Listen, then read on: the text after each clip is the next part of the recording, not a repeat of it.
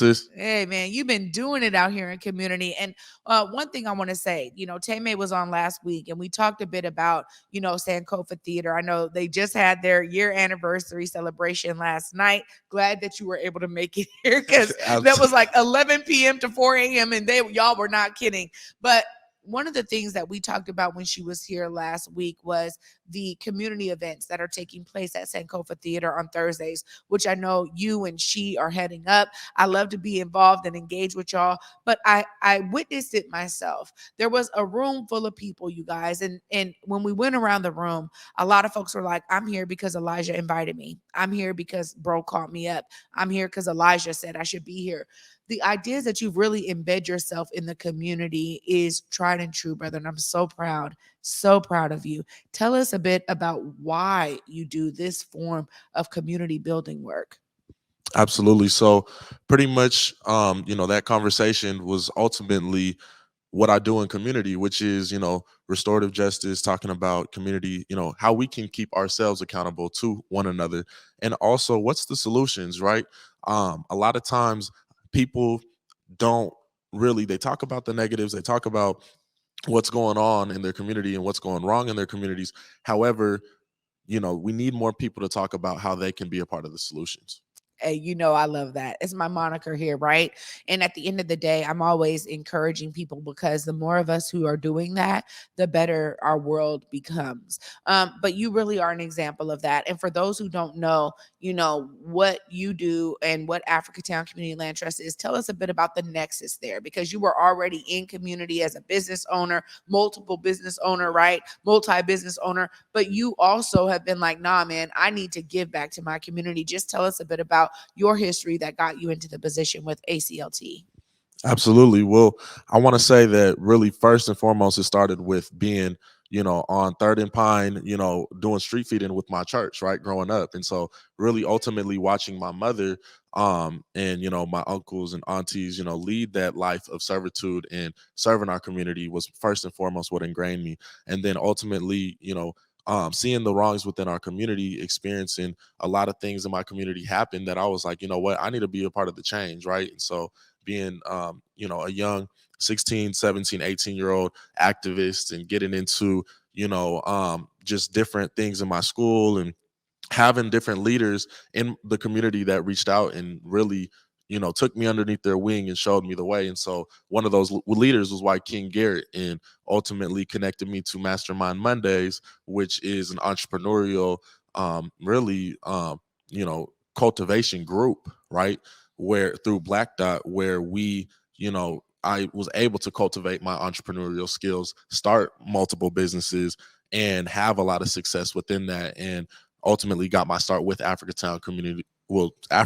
And then about almost 14, 15 months ago, started with Africatown Community Land Trust as a community builder, right? And so really getting a paid role for the work that I was already doing prior, and really being able to get all of the information and knowledge that I needed to, be in this role, right, through the community work I was doing prior. Yeah, well, I saw you out in community, and I've obviously partnered with you on so many different events and so many different initiatives and activities in community. One of the things that I really love, and y'all, I just want to make this clear. I had the community builder position at ACLT before Elijah. So we connect a lot on, what was the strategy? What did we want to do with the role? How did we want it to grow? And one of the things that I really looked forward to was building a closer and deeper connection with the Liberty Bank building residents. And you have really done that. Tell us about some of the work that you're doing at LBB. Yeah, so to be honest, there was about 8 events that I threw just this month at Liberty Bank Building, which just goes to show really ultimately when I got into the position, it was more or less, you know, our vision is vibrant, thriving, communities, Black communities through land ownership, right? And so the Liberty Bank building being a building that our community lives in, being a building that, our community, actually reflects, it was seeing that, making sure that this environment was vibrant and thriving, right? And so ultimately we have resource Fridays every single Friday. We had our housing event that took place at Black Dot, and then we also had our Halloween extravaganza for the youth. We had about 20 different youth that were, got popcorn, had a movie night, all that kind of stuff.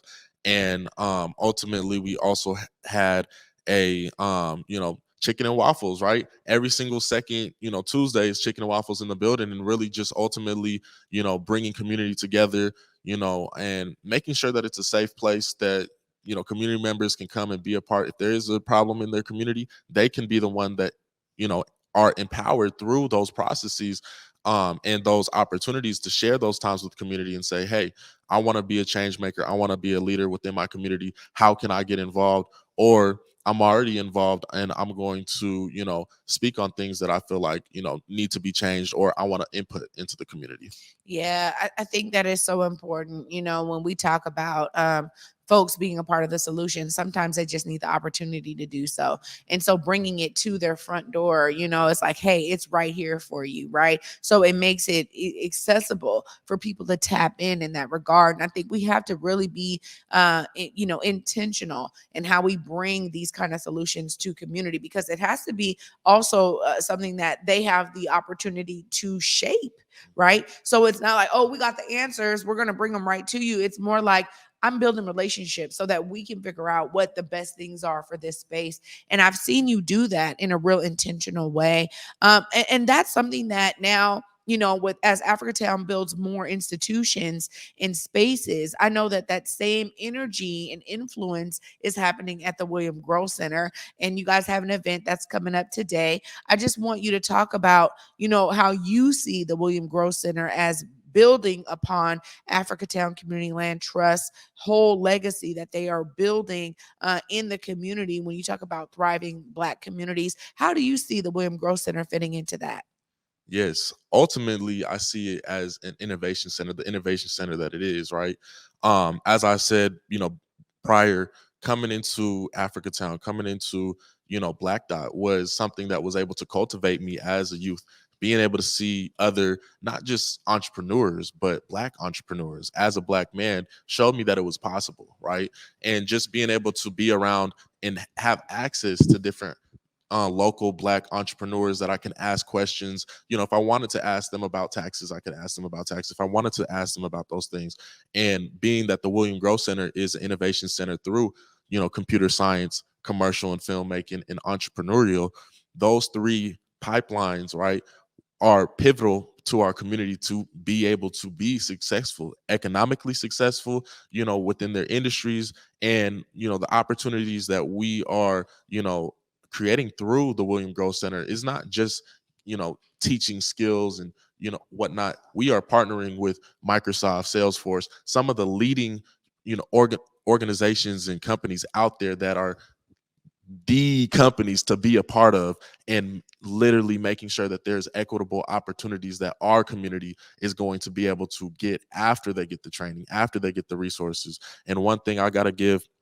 the team at William Grove Center, and ultimately Evan, right? We both know Evan leading the charge, Faven, all the people who are a part of drafting and making sure that the curriculums and everything were this summer before we even had the doors open. Because as you know, we literally just opened in September, right? So before the doors even opened, having over 86 youth being trained on coding, computer science skills, and all those different things, and giving opportunities. Like, one of their coding programs was $2,000 that they were getting paid. So just giving opportunities like that to not only educate the youth, but give real opportunities for them to have equitable, chances at life. Yeah. I've been heavily involved in the creative side. And so even the youth media team and creating opportunities for them, it's really a way of me loving on community and young people.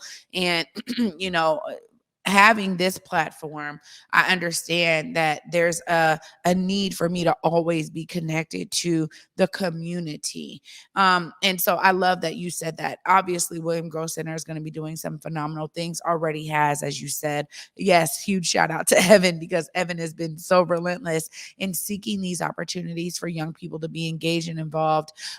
But when we talk about young people, we also want to talk about what's going on in our community. And I mentioned Devon Pickett, and his connection just this past weekend at Climate Pledge Arena, his funeral being there. But also, it represents something that you have been close to in terms of community violence. And I was so struck on Thursday where you had a slide of, I don't know, 20 youth or something that you personally knew that have been victims to this rampant amount of gun violence in our community. And so I was just really struck by that. And I know you and I have shared, personal, time about, like, man, again, you're at another funeral again. Yeah. And so you're like, not only is William Grose Center like a way of like, we're going to give you opportunities right here and create pipelines for you to have like bomb jobs. Okay. Like, hey, I got bomb face on today. Yeah. Like, another business owner, shout out to you, Matt. But when we talk about bringing these pathways to young people, oftentimes we got to also talk about how what we're working to do is disrupt this notion that you got to be on the streets. And I know that the event tonight is doing that. You're doing that on Thursdays now at Sankofa. Tell us a bit about that, your personal experience, and how you see these pipelines being created to really disrupt people getting so tied in with gun violence and the streets. Absolutely. Well, the thing about it is, being that Thursdays is more or less for community to come together and be able to talk about real things that are happening in our community, right? And whether we meet on Thursdays, whether we meet on Mondays or whatnot, or whatever we meet, it ultimately is to empower our community to take change, right? Empower our community to be the leaders of our community, right? I didn't realize that I had any power in my community, and for most of my life, I didn't really change anything in my community, right? But within the 4 years, maybe 5 years of my life, right, personally, that I understood my power and I utilized my power, you can literally see the things in that timeline of things that I've been a part of, the active, innovations, the acquisitions, and all the things that I've literally been able to be a part of, right? And these are real things that real individuals can do, right? Starting these businesses, incepting these businesses, building them out, and literally having programs that are educating our community on financial literacy and business ownership and all these different things, right? These are pivotal things that our community needs to economically sustain themselves. And ultimately, that's what today is about, right? Honoring our heritage, right? A lot of people are going to be celebrating Halloween and everything else, but we also understand the importance of our heritage. As you can see, the people behind us, is like Seattle has a huge Black history.